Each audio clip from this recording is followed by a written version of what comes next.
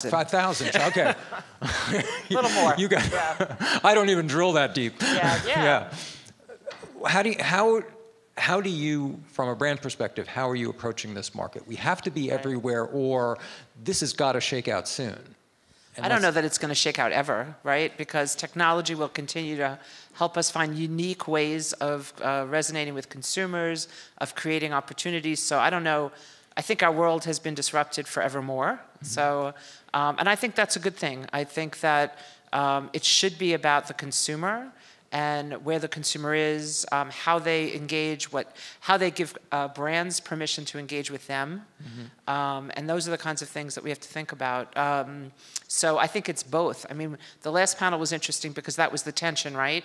It's as brands are established, they need to have a certain amount of scale. So they don't necessarily just need to reach current users, but they also need to find those high potential users that look just like their current consumers.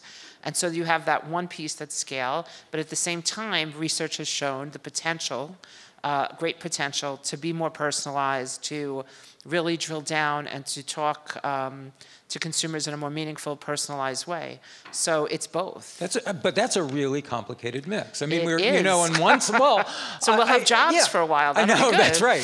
I mean, on the one level, we're talking about how we cobble all this together to get that kind of incremental reach that brands have always needed and probably will always need. And yet, at the same time, we're seeing all of these channels fragment into possibility of incredibly personalized. That makes for a very confused budget process of allocating resources and deciding strategically where are we best to put things? How much do we grow brand versus take advantage of these personalized opportunities? Where are you now in the mix?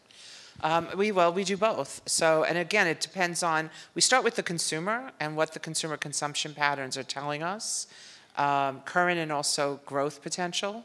And I think we keep our eye on that. At L'Oreal, we have a very entrepreneurial spirit, so we always are testing. I really liked Joe's presentation. One of his last steps from yesterday, he said, test, test, test. And so we very much have a test and learn mentality. I think the idea is to learn fast, which, you know, the world is moving in very fast ways. So there's that, with also what are the business goals and who do I need to reach now? And what are the best places to reach them? So I think it's sort of both. Well, what is the role of branding in all of this then? I mean, because one of the things, and Joe brought this up in the panel, and I know it's a theme that he and I bang on a lot, the metrics and the trajectory of this field seems to be pushing everything towards a performance metric and a performance mentality. And it raises the critical question for brands is, what is the role of brand when you know you really can reach that that person who's raising their hand and you can sell to them? What is the role of brand in a universe like this? I think branding has to be hugely important, and it's in the messaging that you need to show that value exchange to the consumer and bang on about why it's so important. But research has shown time and time again, I mean, you'll remember some of this stuff, that short-term ROI, so the performance, is important to get your short-term goals. But if you don't take care of the brand equity, you can't get that back.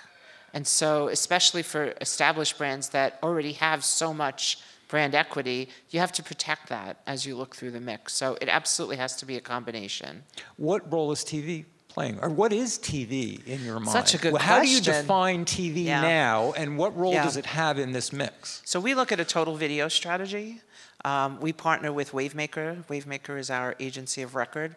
And we look at viewership and where the viewers are going. So linear TV has a role in that, but so does the convergence of those network audiences into other places.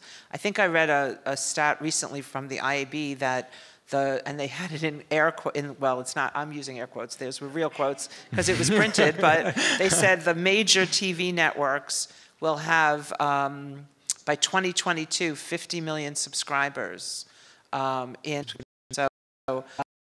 So different than, you know, what we have now. So I think we all have to move in that area and look at the networks, the programs, the publishers, they're another publisher, in a holistic way to make sure that we tap into the audiences wherever they are and whenever they want to receive messages. Does that mean there's no TV?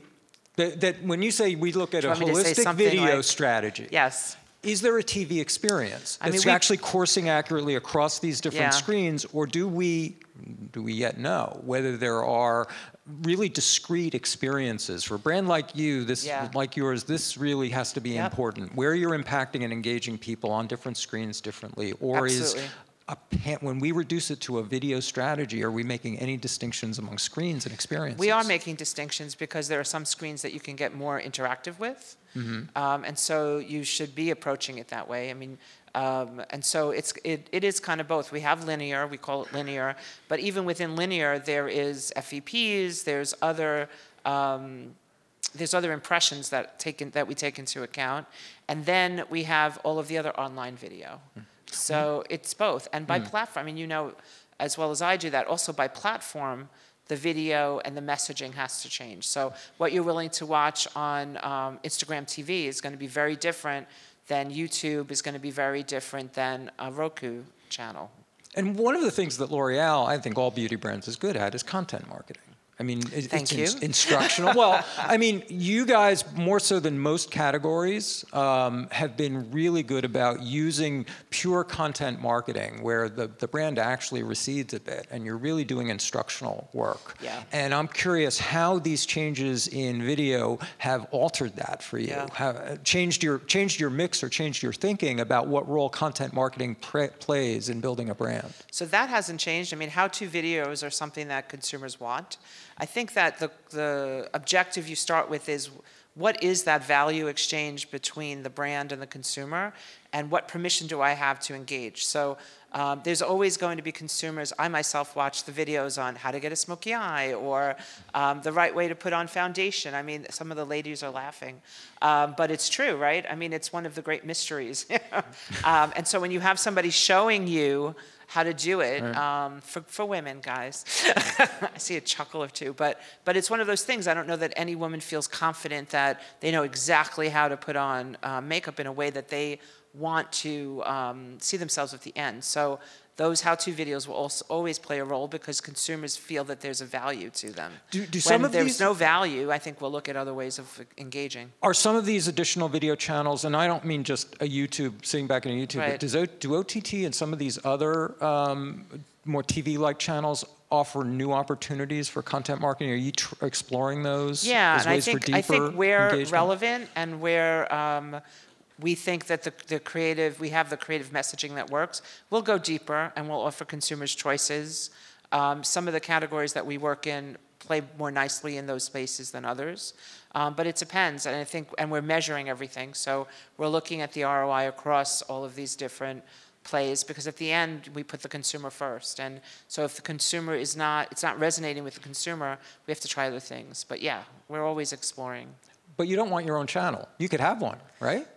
Yeah, it's been discussed. It's been discussed. It's been. Why not? Why not?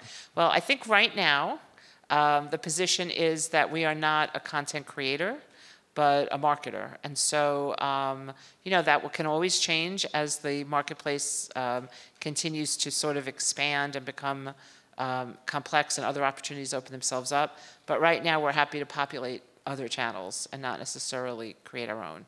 But you never know.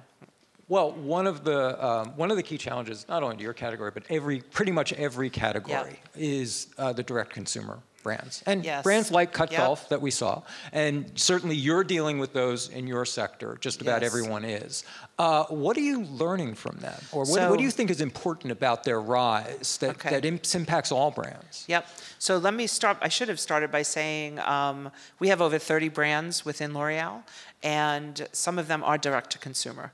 So we have our own proprietary learning that we have in-house, and we're certainly watching both in category and out of category some of the indie brands that have popped up, usually on social channels like Cut Golf, who was talking earlier today.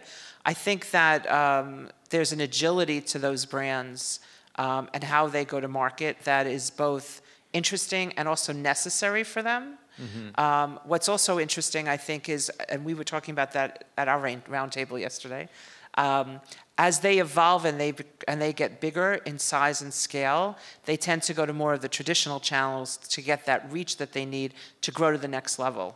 So I think that we can certainly learn from any brand that comes out that's new, that is taking over the market, is capturing consumers' attention. But at the same time, I think they're also learning from the established brands. Yeah, that's an interesting point you make, Yeah. because I talk to a lot of brands that feel they're envious of the D2C channel and they want to mimic it. But you seem to be saying we don't have to, because ultimately they're moving towards us. Is Yeah. that they did what they did, that high level, you know, as they're known for their high level of integrated media, their heavy reliance on performance marketing. They built brands on performance marketing. These are all the hallmarks of the DDCs. But you don't feel you need to necessarily chase their model. It was necessary for them to grow their brand, but they're going to be moving more towards you than you towards them. Well, it depends. I mean, I think that there's learning to be had all around, and we're constantly looking for that learning, whether it's a D2C brand or any brand that's getting something right, that's cracked the code, especially in new channels and opportunities. But I do think their learning goes both ways. What do you think? Any example of what you've learned from them? What you envy about them? I think the agility is important, although I think for a big company, L'Oreal moves very fast when we find something that we're interested in. But they certainly have agility. The integration is by necessity and also for size, so it's much easier to integrate faster when you're a smaller company than when you're a larger company. And I think this is true not just for marketers but also agencies, having been on that side as well. So that's certainly important, and they probably struggle quite a bit as they get bigger to keep that kind of always coming back to the middle and fast. And having those D2C brands yourself gives you access to that kind of data that you then can sort of project out into your other products. So it can inform the rest of your marketing for other products where you don't have those direct relationships. And we do that. Although, again, the brands and the consumers for brands, some of that is distinct and unique to the brand. So I guess we're in a good position because we can see the difference between what insights we want to hone from D2C and what we know is distinct and unique to an individual marketer. Well, let's get into the nitty-gritty of challenges in the market for a brand like you, and especially measurement. Can you guys solve them? I know because we prep well here. Yes. Very passionate about these things. It's an important.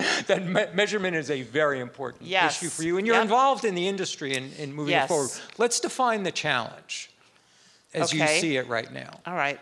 I think that there's too many, I don't want to use the word faction, but entities, silos that are trying to solve measurement. And part of the problem is there's too many agendas out there. So it should be about what's right for the industry. It should include transparency. It certainly has to be cross-screen. But we can't lead with protecting legacy revenue models or trying to figure out what's in it for me first. It needs to be what's right for the industry, and then I think the money follows. And companies will have to adapt, media companies, to make sure that they're effective. But if marketers don't see the value and the transparency, there's going to be concern. Things won't necessarily take hold the way they need to be. And that's in measurement of content effectiveness. It's in measurement of media effectiveness. We were talking a lot about impressions.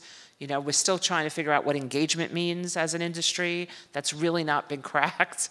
So I think that these things are learning for all. Creative and what works, we're all still battling that too. And of course, it's going to vary based on the messaging, but what do we truly know that we can sort of learn across the industry? I think that's important. Ad blocking concerns me greatly. Oh, okay. I want to go back to the factions. But since you mentioned ad blocking, and that came up at the last panel, I want to talk about do you see ad blocking following some of these, programmatic and data-driven advertising into the TV-like channels? Yeah. Well, I think as more TV gets, listen, I mean, ad blocking has always been around for TV. When we get up and we go into the kitchen to get a snack, or we go into the bathroom, when the commercial break comes, that's kind of ad blocking. You've opted out. So I think it kind of exists, but I think it's going to grow as consumers are given more choice, and they don't necessarily have to watch ads. So what is that new communication between a brand and a consumer that consumers will be positively engaging in? So is it how-to? Is it more tutorials? Is it an exchange where you get a free subscription, but you have to watch, a certain amount of ad load? Like, I don't know, but I think we need to learn a lot more about it. And it'll probably most definitely vary by platform. So let me back up and I want to go back to the factions, maybe make a little trouble. Sure. And define who those. Some of them aren't in the room. Which of those factions are there, and what competing interests are at work here that are making this hard? I think there's some legacy media companies. I am not going to name names. Right. You can feel free. I understand.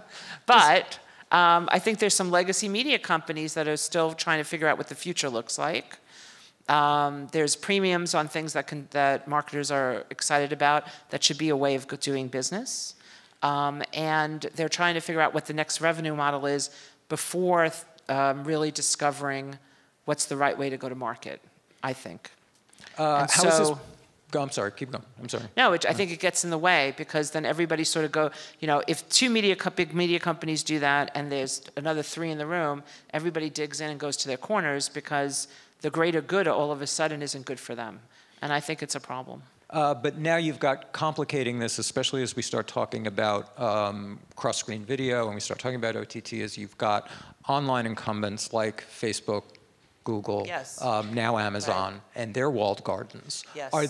Will they help propel everyone towards solutions, or are they just cluttering this with more walled gardens that are making it all more difficult? I think transparency needs to lead the way. So, and unfortunately, the walled gardens are not as transparent as we would like. It's a fact for the industry. So it needs to lead the way. And there's no reason not to be transparent, right? Okay. Well, we'll let everybody else speak to that one. There's a round table for us. There's a round table. So we're going to need a big table. Let's have a walled garden round table. That's what we need. Well, let's explore some of the solutions and where we start, because you're working with the industry to try to reach towards solutions. So let's figure out some of the pathways, the most likely pathways of moving towards this. We know that tomorrow the media companies aren't going to suddenly say, "Kumbaya, let's all work together. Let's get a common metric. Let's share our data. Let's be transparent." It's not going to happen. But let's talk about what the intermediary steps and what we're working on now that are getting us there. Okay. So there's a lot of work in the industry. The ANA. I'm on the ANA board, so every quarter we meet, and there are companies that come in to talk to us. So I know Nielsen is working on a lot of this stuff, which is good because they're a third-party measurement. You have the MRC, great organization led by George Ivey, also trying to figure out and working in partnership with the ANA and other groups to try to get to the bottom of measurement. The MMA, the Mobile Marketing Association, is really leaning in. I mean, the majority of video will be mobile. It already is. The consumer consumption, I think, of impressions, it's like 68% is already mobile. So, and that's just going to continue to grow. And that's where we see most of the growth. So they have to weigh in and be a part of it. Then you have, consultancies like EY, Janet Bayless, who's very strong, is doing a Future of TV consortium of all sorts of people from the industry. But I think that we need to have one sort of independent, cross-sectional group that is working towards the greater good for marketers and consumers.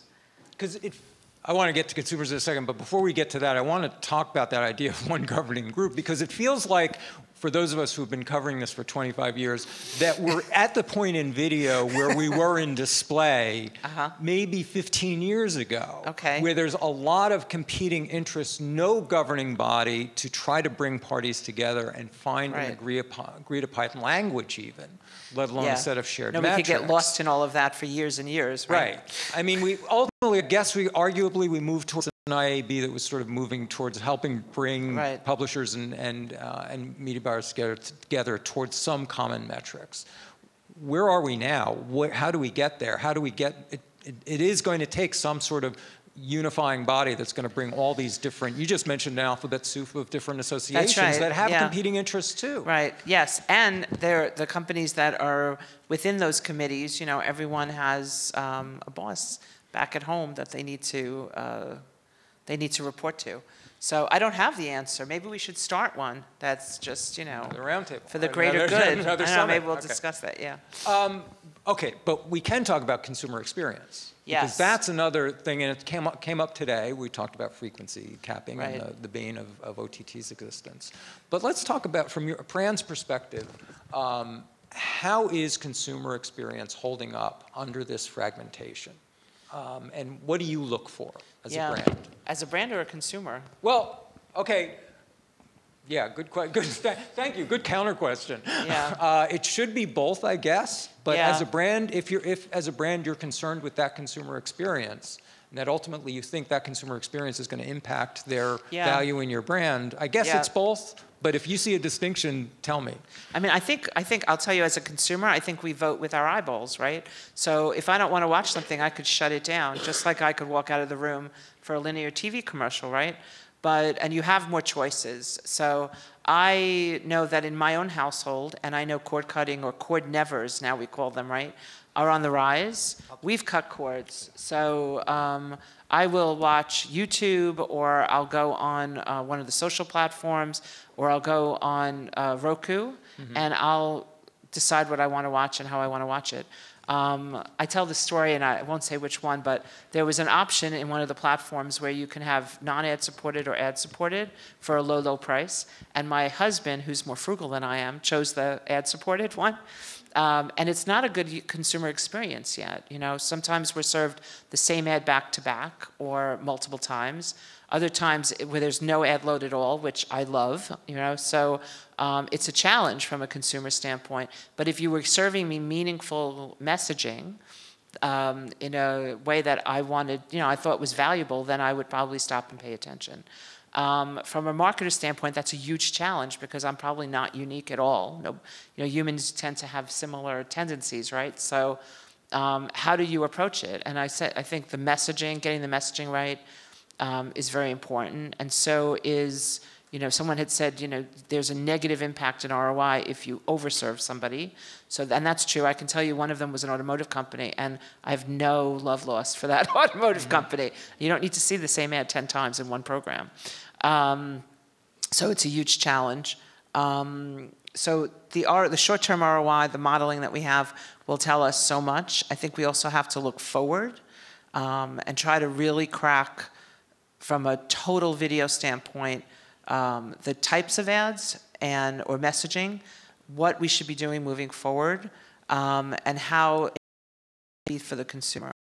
So maybe focus groups need to change, and we need to talk to them more about messaging and less the actual interruption of their content. I think we have to, because I think that we screwed up the internet. Yeah, the internet, I agree. Facebook, totally. YouTube, virtually every online experience is awful compared to what preceded it. TV was a seamless, beautiful experience. Magazines, newspapers. In terms of the ad experience and the immersion within content and adjacencies, these were really beautiful, immersive experiences compared to the kind of hiccupy, cluttered, repetitive experience that digital gave us, and now we're bringing to TV. Yeah, and now and to programmatic. So I'll add to that, because this is one of my other concerns.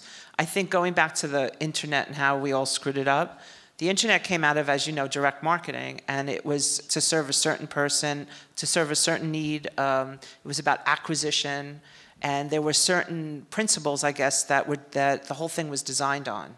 And as brand awareness came back in vogue in the internet, or the next level, the internet was not designed necessarily to deliver on that in a great way. And here we are.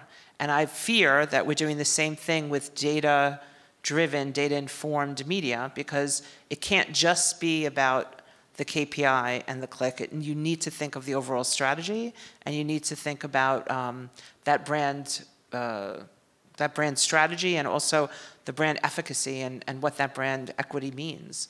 And I fear that we're repeating the same history if we don't build that in from the beginning. And also, that ties back to the consumer experience and the relationship the brand has with the consumer. Yeah, and I think the brand's in the best position to pressure everybody in the supply chain to make good on this, especially as we're at risk of screwing up TV, I think. But anybody have any questions for Nadine? Back here. Okay. Well, I have a bunch, but on that last note, I want to follow up and say, are you concerned? Are you worried? I mean, we just saw a report last week that a giant company like Kraft Heinz is being challenged because of this direct-to-consumer opportunity that challenger brands can come in overnight. And it's hard for you to defend your position because the old game of dominating premium media is kind of out the door. Do you worry? Are you worried about your future? Is this an existential thing? I'm not sure I follow. Worried about the future of the brands? Of your brands, yeah, of L'Oreal as a company. And well, I worry about a lot of things, but I don't worry about that. No. I think that marketers have to protect the brands and deliver to consumers basically on through the communication and also through the products. So not necessarily worried about that now. I think L'Oreal takes great pride in protecting the brand and the relationship with the consumer and being as transparent as possible, both legally and ethically. So not terrible. There's a long list of things I'm worried about before that. Did we have one back? We have one back here. Hi, Adrian from Veris Media. When we were talking about the consumer experience and creative solutions, love to get a sense from you, where do influencers come into play here, or spokespeople, and video in particular, and what kind of strategies have been successful for L'Oreal? Yep. So I think there's definitely a role, thank you for that, for influencers. And as you know, we have a lot of spokespeople as well. So they play a role. I think authenticity has to be key. You know as well as I do, over the last year, there's been, the industry has had some criticisms around influencers. So their authenticity needs to be there. I think it needs to be organic to some extent, unless it's overt like a spokesperson. But I think there's a role if that's something that is important for consumers, or consumers will resonate with them. And for us on certain brands, it does. Nadine, thank you very much. Okay, Great perspective. Great. Thank you. Thank you.